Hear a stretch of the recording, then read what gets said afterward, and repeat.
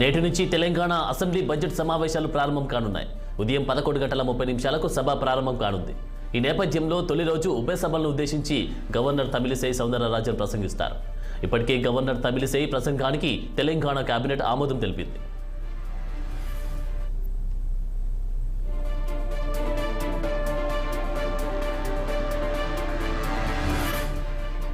కాగా అసెంబ్లీ సమావేశాల్లో ఇరిగేషన్ శాఖపై రాష్ట్ర ప్రభుత్వం శ్వేతపత్రం విడుదల చేయనుంది.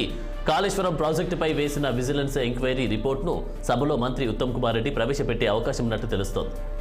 ఇక అటు ప్రధాన ప్రతిపక్షమైన బీఆర్ఎస్ కూడా అధికార పార్టీని నిలదీసేందుకు రెడీ అయింది.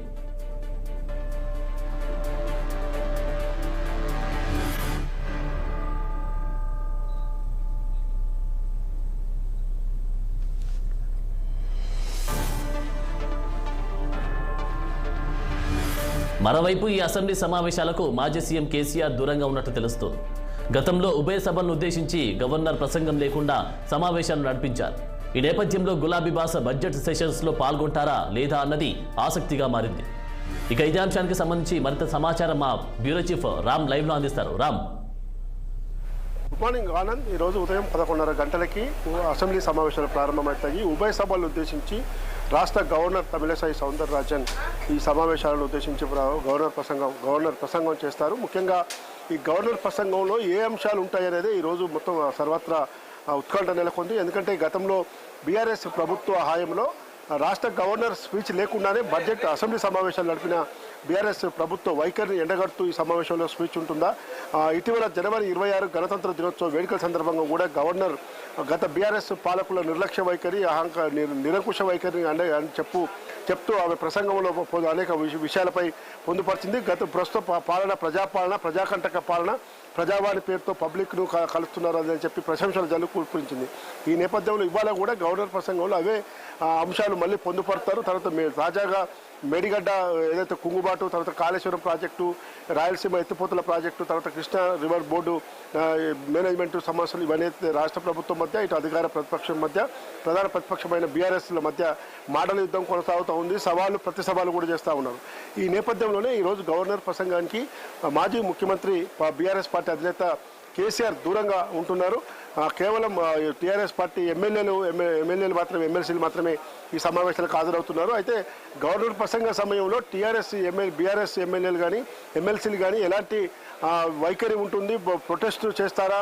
గవర్నర్ ప్రసంగంలో ఆటంకం సృష్టిస్తారా? ఏ విధమైన చర్య ఉంటుందని మాత్రం ఎక్కడ కూడా వాళ్ళు అధికారికంగా బయటపడటం లేదు, ఎక్కడ కూడా లీక్ కావటం లేదు.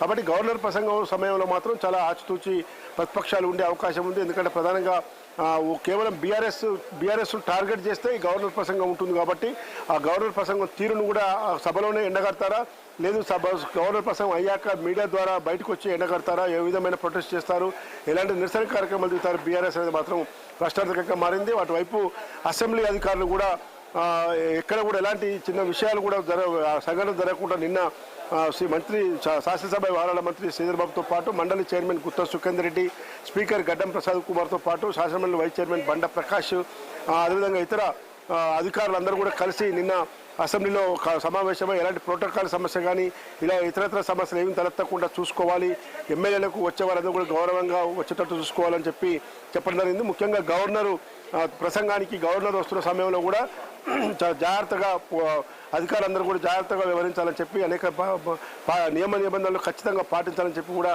నేను చెప్పడం జరిగింది. ఈ నేపథ్యంలో ఈరోజు గవర్నర్ ప్రసంగం మాత్రం కొంత ఉత్కంఠగా నెలకొంది. గవర్నర్ ప్రసంగంలో ఖచ్చితంగా గత బీఆర్ఎస్ పాలకుల ప్రభుత్వ వైఖరిని ఇప్పటికే రాష్ట్రంలో కాంగ్రెస్ పార్టీ అధికారంలోకి వచ్చాక ఏ విధంగా ఎండగడుతుందో గవర్నర్ ప్రసంగంలో కూడా అవన్నీ కూడా పొందుపరిచారని చెప్పి తెలుస్తూ ఉంది. అయితే ఇవాళ గవర్నర్ ప్రసంగం అనంతరం సభ మళ్ళీ వాయిదా పడుతుంది. అయితే సమావేశాలు ఎప్పటి నుంచి ఎట్లా నిర్వహించాలి, ఏ విధంగా నిర్వహించాలి దానిపైన అటు శాసనమండలిలోనూ ఇటు అసెంబ్లీలో కూడా శాసనసభ బిజినెస్ అడ్వైజరీ కమిటీ సమావేశాలు ఏర్పాటు చేసే అవకాశం ఉంది. స్పీకర్ అధ్యక్షతన ఇక్కడ శాసనసభలోనూ, అటు మండలి చైర్మన్ అధ్యక్షతన మండలిలోనూ ఈ బిజినెస్ అడ్వైజరీ కమిటీ సమావేశాలు ఏర్పాటు చేస్తారు. బడ్జెట్ రేపు ఈ గవర్నర్ ప్రసంగంపై ధన్యవాద తీర్మానం ఉంటుంది. రేపు ఒక రోజులోనే మొత్తం కూడా చర్చ గవర్నర్ ప్రసంగంపై చర్చ జరిపి అన్ని పార్టీల ఎమ్మెల్యేలతో కూడా మాట్లాడిపించి తీర్మానం చేసి వాయిదా తీర్మానం చేస్తారు. దాంతోపాటు ఈ నెల 10న ఏదైతే రాష్ట్ర ప్రభుత్వం కాంగ్రెస్ ప్రభుత్వం అధికారంలోకి వచ్చాక మొదటిసారి బడ్జెట్కు పోతున్న తరుణంలో ఇది పూర్తి స్థాయి బడ్జెట్ కాకుండా కేవలం మధ్యంతర బడ్జెట్ మాత్రమే ప్రవేశపెట్టే అవకాశం ఉందని తెలుస్తూ ఉంది. దాదాపు 2,70,000 కోట్ల బడ్జెట్కు రూపకల్పన చేశారని తెలుస్తూ ఉంది. అయితే ఎంత మేరకు చేశారు, ఏ రంగాలకు ఎంత దాన్ని కేటాయించారో మాత్రం బడ్జెట్లోనే స్పష్టంగా చెప్పేందుకు ప్రభుత్వం ప్రయత్నం చేస్తుంది. అయితే ముఖ్యంగా కాంగ్రెస్ పార్టీ ఈరోజు అధికారంలోకి వచ్చే ముందు ఏదైతే 100 రోజుల్లో 6 గ్యారంటీల అమలుకు శ్రీకారం చుట్టామని చెప్పి ఉందో ఈరోజు గత అసెంబ్లీ సమావేశాల సందర్భంగా రాజీవ్ ఆరోగ్యశ్రీ పథకం ఒకటి, తర్వాత ఆర్టీసీ బస్సులో మహిళలకు ఉచిత బస్సు ప్రయాణ సౌకర్యం, ఈ 2 పథకాలకు గతంలో డిసెంబర్లో జరిగిన సమావేశాల నేపథ్యంలోనే అసెంబ్లీ వేదిక నుంచే ముఖ్యమంత్రి రేవంత్ రెడ్డి సంబంధిత అధికారులతో కలిసి మంత్రులతో కలిసి ఈ 2 పథకాలకు శ్రీకారం చుట్టారు. ఈ అసెంబ్లీ సమావేశాల్లో మరో 2 పథకాలకు శ్రీకారం చుడతామని చెప్పి దానికి సంబంధించిన నిధులు ఇవన్నీ కూడా కేటాయిస్తామని చెప్పడం జరిగింది. ముఖ్యంగా గ్యాస్ సబ్సిడీ 500 రూపాయలు ఏదైతే ఇస్తామని చెప్పినో దాంతోపాటు ఉచిత విద్యుత్తు 200 యూనిట్ల లోపు ఉచిత విద్యుత్తు సంబంధించిన ఈ 2 పథకాలకు కూడా ఈరోజు నిధులు ఇవన్నీ కూడా కేటాయిస్తారు ఈ సమావేశంలో.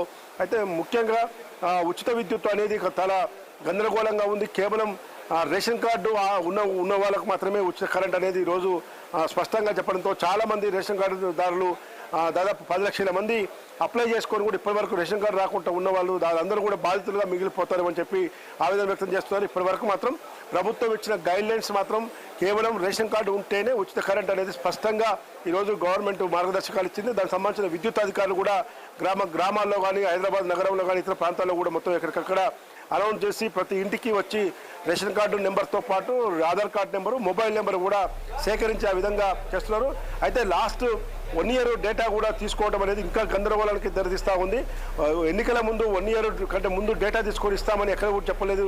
ఇప్పుడు మార్గదర్శకాల్లో 1 ఇయర్ డేటా తీసుకొని ఇస్తామంటే వల్ల చాలామంది ఉచిత కరెంటు పొందే అవకాశం లేదని కూడా చర్చ జరుగుతూ ఉంది. ఇక గ్యాస్ సబ్సిడీ సిలిండర్ కూడా ఏదైతే 500కి ఇస్తామన్నారో దానిపైన కూడా మార్గదర్శకాలు ఇంకా రూపొందించాల్సి ఉంది. అయితే 2 పథకాలకు ఈరోజు ఆమోదం తెలుపుతో పాటు మరోవైపు కులగణన చేస్తామని చెప్పి ప్రభుత్వం చెప్పింది. కులగణనకు సంబంధించిన బిల్లు కూడా ఈ సభలో ప్రవేశపెట్టే అవకాశం, దానికి నిధులతో పాటు నియామకాలు ఎన్ని రోజుల్లోపు చేయాలి, ఏ విధంగా చేయాలి, అధికారులు ఏ విధంగా పాల్గొనాలి, ఎన్ని రోజులు షెడ్యూల్ పెట్టుకోవాలి, దానిపైన కూడా ఈరోజు అసెంబ్లీ సమావేశాల్లో సుదీర్ఘంగా చర్చిస్తారు. అయితే దాంతోపాటు ముఖ్యంగా ఈరోజు అటు కృష్ణానది బోర్డు యాజమాన్యానికి ప్రాజెక్టు అప్పగింత అంశమే ఈరోజు అధికార కాంగ్రెస్, ప్రధాన ప్రతిపక్షమైన బీఆర్ఎస్ పార్టీల మధ్య ప్రతి సవాలుగా ఈరోజు చేసుకుంటా ఉన్నారు.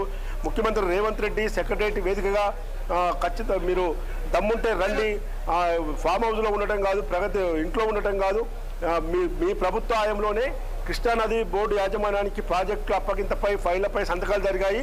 కాంగ్రెస్ ప్రభుత్వం వచ్చినాక కొత్తగా చేసింది ఏం లేదు. కాబట్టి దమ్ముంటే ఇంట్లో కూర్చోవడం కాదు, 48 గంటలు